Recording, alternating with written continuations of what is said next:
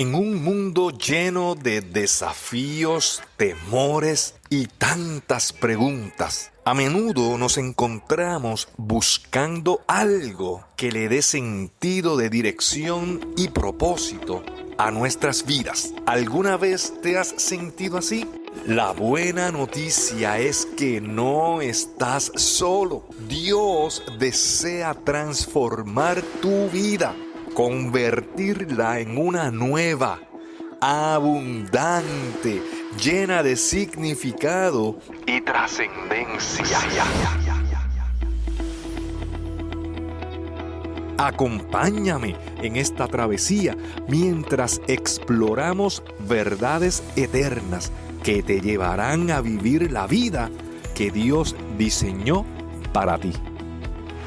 Escuchas Evangelio Práctico con el pastor Ezequiel Rodríguez. Saludos mi gente, saludos. Bienvenidos a otro episodio más de este su podcast Evangelio Práctico. Soy el pastor Ezequiel Rodríguez y te doy la más cordial bienvenida al otro lado. Así se titula el episodio de esta ocasión, al otro lado. Y es que el amor de Dios, cuando uno medita y piensa en el amor de Dios, no hay forma de describirlo o de hacerle justicia a la definición del amor de Dios.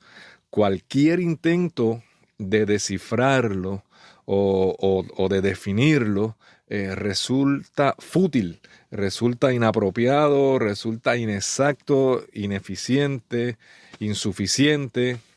Dios nos amó incluso, escuche bien, incluso antes de que naciéramos. Pastor, ¿cómo es eso? Tratemos por un instante de razonar ese argumento. Esta afirmación no admite lógica alguna, hablando humanamente, claro. ¿Cómo es posible que Dios me amara y te amara a ti aún antes de que existiéramos en este mundo? Mira lo que dice el apóstol Pablo escribiendo a los Efesios, capítulo 1, versos 4 al 6. Según nos escogió en Él antes de la fundación del mundo, para que fuésemos santos y sin mancha delante de Él, en amor, habiéndonos predestinado para ser adoptados hijos suyos por medio de Jesucristo, según el puro afecto de su voluntad, para alabanza de la gloria de su gracia, con la cual nos hizo aceptos en el amado. Dios mío, qué verso, qué clase de palabra tan hermosa y tan poderosa. Tú y yo, escúchame bien por favor, tú y yo fuimos pensados, fuimos amados, fuimos escogidos y capacitados desde antes de nacer. Dice que Él nos escogió, Él te escogió dentro de todos los cientos de millones de personas en este mundo. Dios te escogió a ti, te pensó, te amó. Si eso no es motivo, mano, si eso no es motivo suficiente para que conozcas y sepas de una vez, de una buena vez ya, quién eres en Él, cuál es tu verdadero valor, tu verdadera identidad. Mano, que tú no eres cualquier cosa, tú no eres lo que la gente dice que eres, tú no eres incluso lo que tú mismo te dice que eres o lo que tú mismo piensas que eres. Tú no eres lo que dijo tu papá que era, tú no eres lo que dijo tu mamá, tú no eres lo que dijo el maestro, tu novio, tu novia, tu esposo, tu esposa. Tú eres lo que Dios dice que eres y tu valor descansa en lo que Dios estuvo dispuesto a pagar por tu vida, por tu rescate y por el mío. Y Dios, en tu rescate y por el mío, dio a su único hijo, Jesucristo. Así que imagínate, si estuvo dispuesto a pagar eso, ¿cuánto valemos? En Él. Fuimos escogidos por Él y dice que nos hizo aceptos en el amado. Entonces, no fuimos nosotros los que lo escogimos a Él. Esto es poderoso, esto rompe paradigmas importantes. Siempre hemos pensado que fuimos nosotros los que escogimos a Dios, pero el hecho de saber que fue Él, mano, fue Él el que nos escogió a nosotros, eso le añade una nueva perspectiva a este asunto, nos hace entender de una buena vez que no somos cualquier cosa, somos hechura suya, dice Efesios capítulo 2, verso 10. Y hoy vamos a ver el amor incomprensible de Dios en una historia hermosísima, en una historia preciosa que aparece en el registro bíblico, una historia poderosa, impactante y liberadora del ministerio de Jesús aquí en la tierra. Marcos capítulo 4, versos 35 al 41 dice: aquel día cuando llegó la noche, les dijo Jesús, hablando con sus discípulos, les dijo: pasemos al otro lado. Y despidiendo a la multitud, le tomaron como estaba en la barca, y había también con él otras barcas. Pero se levantó una gran tempestad de viento y echaba las olas en la barca, de tal manera que ya se anegaba. Y él estaba en la popa durmiendo sobre un cabezal. Y le despertaron y le dijeron: maestro, ¿no tienes cuidado que perecemos? Y levantándose, reprendió al viento y dijo al mar: calla, enmudece. Y cesó el viento y se hizo gran bonanza.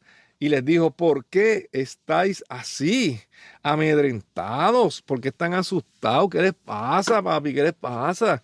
¿Cómo no tenéis fe? Entonces temieron, ahí sí que temieron de verdad. Si estaban asustados ahora cuando él les dice: ¿cómo no tenéis fe? Entonces temieron con gran temor y se decían el uno al otro: pero, mano, ¿quién es este tipo? ¿Quién es este que aún el viento y el mar le obedecen? A mí me da gracia esa parte porque ellos despiertan a Jesús y le dicen: mano, tú no tienes cuidado que nos vamos a morir aquí ahogados, haz algo. Entonces cuando Jesús hace algo, entonces se asusta y dicen: pero ¿quién es este? Que el viento lo obedece, pero tú no lo levantaste para que hiciera algo. Entonces cuando lo hace te asusta. ¿Quién es este que aún el viento y el mar le obedecen? Los discípulos habían estado disfrutando de un verdadero manjar durante ese día. Ese día habían escuchado palabras, habían escuchado reflexiones, habían tenido lecciones de milagros. Ese día había sido milagroso, ellos habían sido testigos de sanidades. En fin, habían disfrutado de un cielo pequeño de este lado del lago. Pero Jesús tenía otros planes. De este lado del lago la cosa estaba sabrosa. Al caer la noche, cuando pensaban que se irían a descansar, después de un día de fuego pentecostal, fuego pentecostal, fuego pentecostal. Sabroso que es, me encanta. Después de un día de fuego, Jesús les da una orden disfrazada de invitación y les dice: crucemos al otro lado. Entonces pudiésemos hablar tantas cosas que pudieran, ¿verdad? Referirse al otro lado. ¿Qué es el otro lado? El otro lado puede ser gente rota, gente diferente, gente que se visten distintos, gente que hablan de otra manera, gente que piensan diferente a nosotros, gente que fueron criados de maneras distintas, gente que se comportan de maneras contrarias a las que fuimos enseñados nosotros, gente enferma del alma, gente cuya estima ha sido pisoteada, gente que han vivido abusos impensables desde niños. Al otro lado encontramos personas buscando desesperadamente algo que satisfaga su sed de Dios, algo que le dé sentido a sus vidas miserables. Algunos de estos pobres y miserables de espíritus viven en arrabales, pero muchísimos viven en lujosas mansiones. En el otro lado hay personas que sus cuerpos pueden vestir bien y oler bien, pero sus almas están podridas hasta la substancia. Al otro lado hay personas que han hecho atrocidades.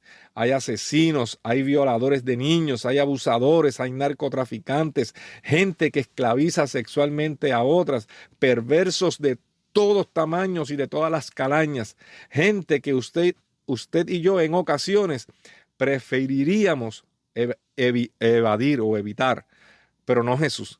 Para Jesús es tan importante este lado del lago como el otro lado. Él ama a los dos lados con el mismo amor, con la misma intensidad. Y en el otro lado también hay personas que han sido escogidas por Él y aceptadas por Él, pero que todavía no se han enterado. Me encanta que cuando Jesús llega, lo recibe, cuando Jesús llega al otro lado, lo recibe un personaje famoso en aquel lugar, pero famoso no por nada bueno. Estás escuchando Evangelio Práctico con el pastor Ezequiel Rodríguez. Marcos 5, versos del 1 al 10, rapidito, dice: vinieron al otro lado del mar, a la región de los Gadarenos, y cuando salió él de la barca, enseguida vino a su encuentro de los sepulcros un hombre con un espíritu inmundo que tenía su morada en los sepulcros, y nadie podía atarle, ni aun con cadenas, porque muchas veces había sido atado con grillos y cadenas, mas las cadenas habían sido hechas pedazos por él, y desmenuzados los grillos, y nadie le podía dominar. Y siempre, de día y de noche, andaba dando voces en los montes y en los sepulcros, e hiriéndose con piedras. Cuando vio pues a Jesús de lejos, corrió y se arrodilló ante él, y clamando a gran voz, dijo: ¿qué tienes conmigo, Jesús, Hijo del Dios Altísimo? Te conjuro por Dios que no me atormentes, porque le decía: sal de este hombre, espíritu inmundo. Y le preguntó: ¿cómo te llamas? Y respondiendo le dijo: Legión me llamo, porque somos muchos. Y le rogaba mucho que no los enviase fuera de aquella región.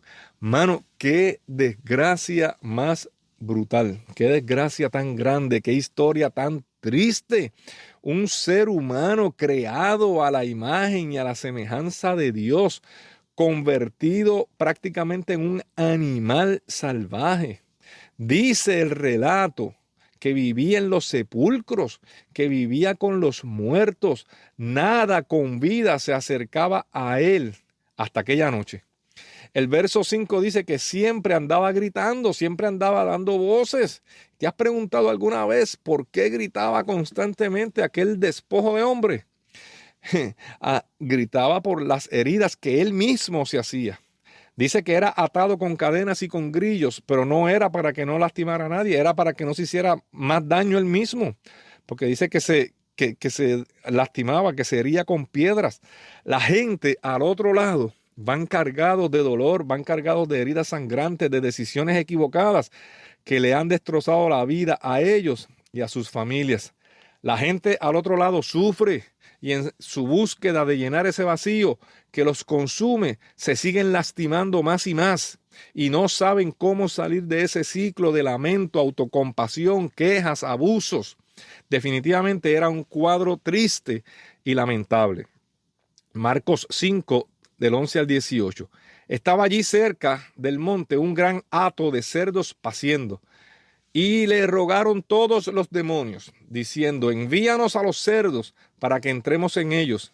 Y luego Jesús les dio permiso. Y saliendo aquellos espíritus inmundos, entraron en los cerdos, los cuales eran como 2,000. Los cerdos eran como 2,000. Los demonios eran como 6,000, porque una legión romana constaba de 6,000 soldados. Y el demonio dijo: me llamo legión porque somos muchos. O sea que estamos hablando prácticamente de que eran 6,000 espíritus, 6,000 demonios que habían dentro de aquel hombre, aproximadamente, y eran como 2,000 cerdos. Dice, eran como 2,000 cerdos. Y el hato se precipitó en el mar por un despeñadero, y en el mar se ahogaron. Y los que apacentaban los cerdos huyeron y dieron aviso en la ciudad y en los campos, y salieron a ver qué era aquello que había sucedido. Vienen a Jesús y ven al que había sido atormentado, o sea, al endemoniado que vivía en los sepulcros, y le contaron lo que habían visto, cómo le habían... vinieron a Jesús y vieron al que había sido atormentado del demonio y que había tenido la legión. Lo vieron sentadito, vestidito y en su juicio cabal, y tuvieron miedo. Fíjate que no se alegraron de verlo y lo que dice que tuvieron miedo. Y les contaron los que lo habían visto, cómo le había acontecido al que había tenido el demonio y el asunto este de los cerdos. Y comenzaron a rogarle a Jesús que se fuera de allí. Mire esto, Jesús acababa de libertar al endemoniado y la región de aquella, ¿verdad? La gente de aquella región le rogaba que se fuera de aquel lugar. Al entrar Jesús en la barca, el que había estado endemoniado, fíjese, le rogaba que le dejase ir con él. Es importante eso. Continúa el relato contándonos que los demonios le rogaban a Jesús que lo dejaran entrar en un hato de cerdos que había cerca y Jesús, como ya vimos, le dio permiso. Ahora, lo que me llama la atención grandemente en este pasaje es el verso 18. Dice que el hombre que había sido libertado le rogaba a Jesús que lo dejara ir con él. El hombre que había sido libertado de aquella vida de miseria, de lamento, de angustia, de desasosiego, de desesperanza, de humillación. Ese hombre ahora quería alejarse lo más posible de aquel lugar y era algo entendible, era algo lógico. Oiga, si vivió años de miseria en aquel lugar, viviendo en los sepulcros, y él quería irse de allí, era entendible esa decisión, no quería que nada le recordara la clase de vida que vivió allí. ¿Quién querría permanecer en el otro lado después de que Jesús fue allí exclusivamente para liberarlo? Por eso ahora le está rogando a Jesús, por favor Jesús, llévame de aquí, yo me quiero ir con ustedes, yo me quiero ir contigo. Dice que le rogaba a Jesús. Y ¿sabe algo? Eso era tremenda petición, era una petición muy buena. Irse con Jesús, siempre estar con Jesús es mejor que estar sin Jesús. Y él le dijo que quería irse. Por favor, Jesús, llévame contigo, llévame a vivir con los discípulos, a vivir con ellos, a aprender los coritos, a aprender las danzas de ellos, a llenarme en el culto, de actividades en la sinagoga de los judíos. Pero el versículo 19 al 20 de Marcos 5 dice, mas Jesús no se lo permitió, sino que le dijo, vete a tu casa, a los tuyos, y cuéntales cuán grandes cosas el Señor ha hecho contigo y cómo ha tenido misericordia de ti. Y se fue y comenzó a publicar en Decápolis cuán grandes cosas había hecho Jesús con él. Y todos se maravillaban. A mí me da cosa porque está brutal, porque este hombre había estado endemoniado hasta las orejas, había estado endemoniado hasta las medias y por muchos años. Y cuando es libre, le suplica a Jesús, por favor Jesús, llévame contigo. O sea, la primera oración que hace este hombre acabado de libertar fue un rotundo no de Jesús. O sea, su primera oración coherente, su primera oración que le hace al que lo liberta, y la contestación de Jesús es no. Las primeras palabras sensatas que había pronunciado en años eran para suplicar acompañar a Jesús, y Jesús le dijo, no way. ¿Cómo se sentiría este hombre que había vivido rechazado toda su vida? Este hombre sabía lo que era rechazo porque vivía rechazado. Todo el mundo todo el tiempo lo rechazaba. Y ahora el que lo había libertado también le decía que no lo quería y que no se fuera con él. Siempre los no de Dios vienen con un propósito mayor que lo que nosotros pensamos. Cuando Dios cierra una puerta es porque va a abrir muchas puertas más a tu favor.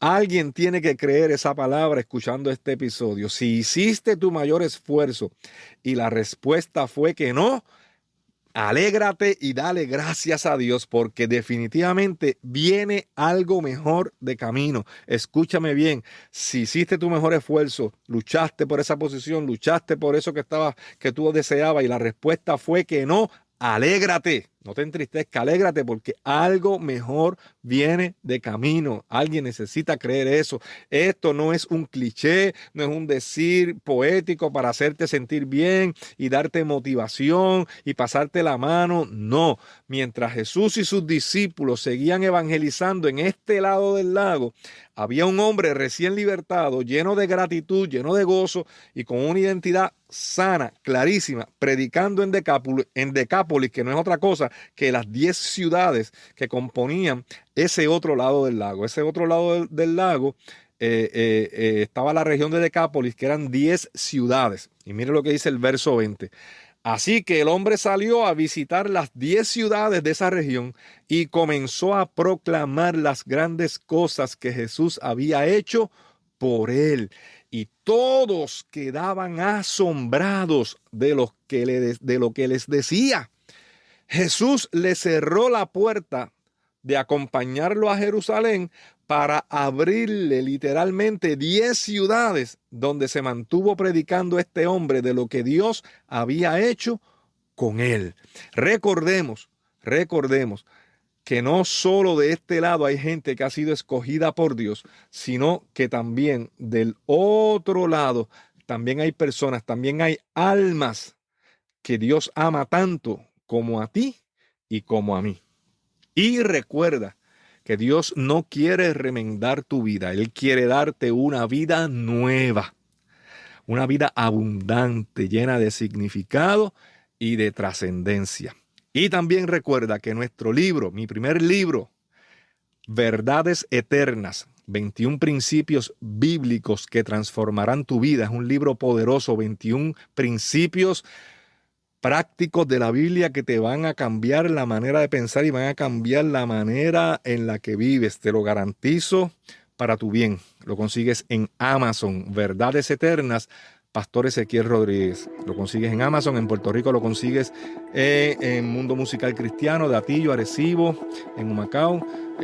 O si no, en mi página www.pastorezequielrodriguez.com. Gracias por escuchar este episodio de Evangelio Práctico. Queremos saber de ti. Visítanos en nuestra página web www.pastorezequielrodriguez.com. Hasta la próxima y recuerda compartir con alguien este episodio de Evangelio Práctico, el podcast.